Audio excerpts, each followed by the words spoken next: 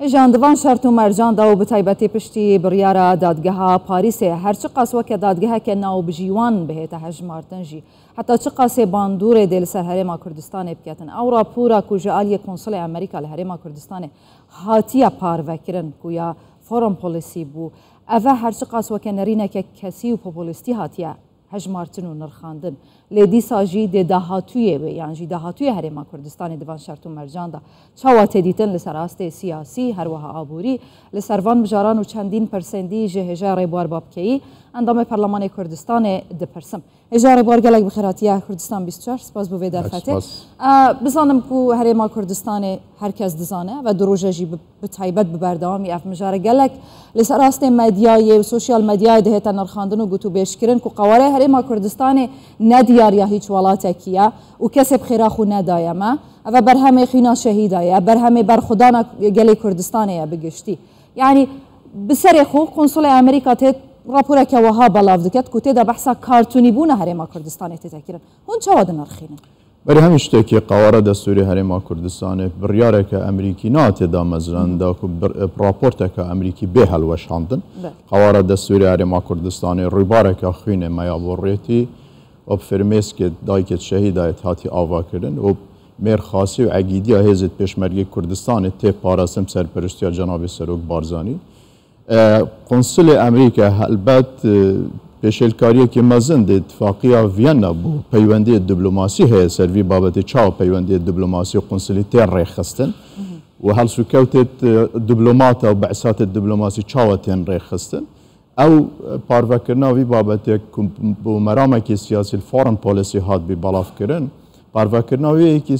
di aliyê konsulê Emerîka bo xwe jî yanî bereva jî ittifaqiya Viyana 1961 di îlaqatê diplomasî û konsulîne pêdiviya konsulê Emerîka daxwaza lêborînê gelê Kurdistanê bike çünkü ew pêşêlkeriyeka rûne jî bo serweriya xaka Kurdistanê ew di demekê da icraateke yasayî heye hemberî wê bihête wergirtin? İcraatê yasayî diyarın rewşûnê ittifaqiya Viyana 1961 bo îlaqatê diplomasî û konsulî me di aliyekê Wezareta Derve Iraqê heye fermangê peywendiyê derve Kurdistanê heye ew dikarin ve servî babetî gel konsulê Emerîka bavin servî babetî çünkü di rexekê da parvekirina vî babetî ji bo rakêşana soza xelkekî ku ewa dijatiya Kurdistanê dikin di aliyekê dî jî Emerîka serqalê hindê ku mezintirîn konsulxanê li Kurdistanê çêke li ser asê rojhelata navîn du babetin lêk ji danabin em dizanîn heta vê gavê jî herêma Kurdistanê peywendiyê stratejîk hene û Emerîka hawpeymanê me ye jî ser vê babetî peywendiyê stratejîk nêvbera herêma Kurdistanê û Emerîka heye û ev siyaseta fermî ya Emerîkanînin ji ber wê çendê pêdivî bo konsulê Emerîka pabend bit bi siyaseta fermî welatê xwe çê nabêtin konsul li her welatekê sefîr baliyez li her welatekê helsûkewtekê biket axifnekê biket ya wî şexsî bît hatiyekirin bi re'yate nehûşyariyeke ji dîrok û xebat û berxwedana gelê Kurdistanê bû durustkirina vê qewareyê ji aliyê konsul yan jî bi emqest zanabûn ev kiriye نه ew tête Kurdistanê berî bête Kurdistanê û berî biçte her welatekê dema behsatê diplomasî berî biçine her welatekê şarezayî û zaniyariyê baş kom dikin ser tarîxa vî welatê ser coğrafya vî welatê tinê ser keltûrê vî welatê çünkü tibî ew agahî yani hindek işyarî helsûkewtê xwe bin çê nabêt hindek helsûkewta û hindek axiftina bikin berûva jî nîzamê giştî adaba vî komelgehê bît berûva jî keltûrê vî komelga bît berûva jî bû nimune ayînê fermî vê komelgahê bît deme konsulê Emerîka jî hatiye Kurdistanê helbete berî bête Kurdistanê ew şarezayeke baş peyda kiriye em bêjin em qesd bûye belê ev helsûkewtekî kesî bûye ev helsûkewte Emerîkanînin ev helsûkewtekî kesî ji berhindê ez ê dibêjim helsûkewtê kesî çê nabe di aliyê behsatê diplomasî bên kirin çünkü pêdiviya behsatê diplomasî pêgîrê siyasetê fermî welatê xwe bin helwêstê Emerîka heta vê gavê ji bo Kurdistanê helwêstekî îcabî ye Emerîka hiç wextekê û amade nebû amade jî nabî dest helgirî ji bo parastina Kurdistanê. Diktor tu dibêjî ev bi zanabûne en qest hatiye belavkirin ji ber ku dîrokê dizanîtin keltûrî dizanît demografiyê dizanît temam kewate ev zanabûne nahête watayek ku bi cidî metirsiyek li ser qewarê herêma Kurdistanê heye لگوری دیتناوان بلکی نظام هیچ مترسیک سر قواره دستوری هرما کردستانی نین چونکی اگر ما هیچ هزید نف دولتی پیشگیری آمنکت ما هزید پیشبرگی کردستان و سرپرستی جناب سروک بارزانی هی کل لبریت شری ام بکار بین برگیری و قواره بکنین 2007 پشت خیانت 16 اکتبر مشر سه دولت و هفته و نه گروپ چکدار کرد گل سپاه عراقی وانت خاص کو قواره کردستان قواره دستوری کردستان هلوشین نمینن لیب مرخاصی هزید پیشبری کردستان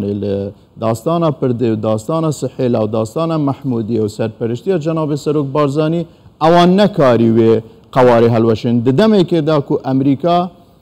چاو بیجن چرای سوزش بوانا حل کرد بو کو بکاربن شر مبکن لی نشان شر مبکن ام خدان اراده کن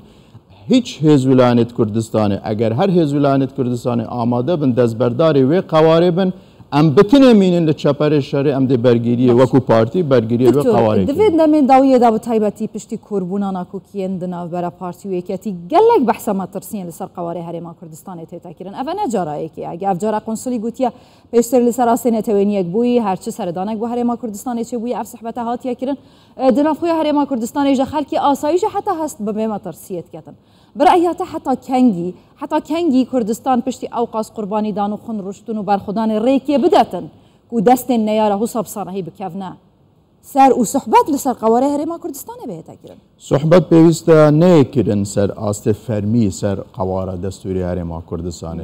صحبت تین کرن لهندک مجالس سوشیال میدیا نبرا هندک خلکت کو هیچ صفات فرمی و دیپلماسی نبید جناب صحبتک به کرن سر قواره دستوری هرما کردستان بکارتون به اجمار کردن ده عالیه که کنونراتی ولاته که مزنه و که امریکات کل کردستان پیدوی حکومت امریکا اجراعات یاسایی گل قنصله خوب بکه بانکشت قنصله خوب که چاوا اف بریاره دا چاوا پاروکرنا بابته که بو مرام سیاسی فورم پالیسی بلاف بیا او تدفخول سوشیال میدیا بلافت که چونکی وقت من بحث کردی برایتا پیویز بول هرما کردستان اف مجاره هنده هاتیا مازن کرن دما پرز تیتا سر هنده کو خلک چاوا بیجن صحبتا بقواره دستوری هرما کردستان بکد پیدوی ام مازن کرد بابت اونیه کو گریدای بولاته کی وکی امریکا سوپر پاوره اگر بیت مثلا روبرو بنوا چکی لهم روی که ام نکارین روبرو بنوا امریکا بین لی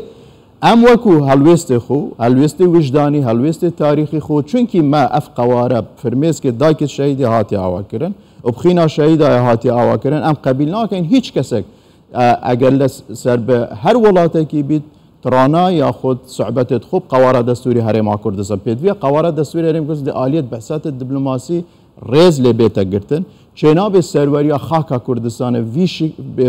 شوی به بن پیکرین یانجی ترانت خوب سروریا خاکا کردستان بکن لی ام زانین کو اوه نبوچونا فرمی حکمتا امریکایا اما صاد بینین که حکمت امریکا حتا ویگاوی حال پیمانه که سرکیمه ام چجاره حلویست امریکا بو پالپشتی کرنا کردستان ام بیر ناکن سالان اوتویه که پالپشتی که مازن چه کرد بو انده که بریار 688 در کوید و دگلت ویزگید تاریخی سیاسی پشگیری هرما کردستان کریب تایبه جی شر داعشه لگل هنده جی کسک وی حقیبدت خوکو حول بده صحبت بقواره دستوری هرما کردستان بکد و قواره دستوری کردستان بکارتون نوزد کد البته او نابیق دکتور اف مجاره ددمکی دایا کو نفت هرما کردستان جی پشتی بریاره دادگاه پاریس و که دادگاه که ناو بجیوان هاتی راوستاندن هرچی قاس یعنی دهتا بحث کرن کو راوستاندن نفت کاتیه دمکی و دیسا دست بکتن دمکی نزیده دست بکده دخوازم هون بزانم هون چاوه بریاره دنرخینن براستی جی يعني جبلي زراراويج بو هرما كردستاني هم جي جبو آلية تركيا يعني ممكنة اف مجار بو اوايكي بنجهينو لبرلمان عراقي بهيتا تشارة سركرن حتى كو ندادگهك لبغداد ندادگهك لباريس بهيتن ياريا بفروتنا نفتا وغاز هرما كردستان او تيماناوي كي كو حتى ويغا في نيارت كردستان بزاف خدا بردوام بنج بو ليدانا قوارا دستوري هرما كردستان اگر دهي پير پشتی خیانت 16 اکتبر چک ایرش کردن سر کردستان ایرو پریکا دادگاه نف دولتی دادگاه بناف فدرالی عراقی او هزید که دجاتیا کردستانت کن او ناف شیرن لسر آست عراقی تنی لسر آست کردستان جندک کسو هزید هن آشکرا دجاتیا کردستانت کن او وسط بینن مادم او نچوین دا سالات یانجی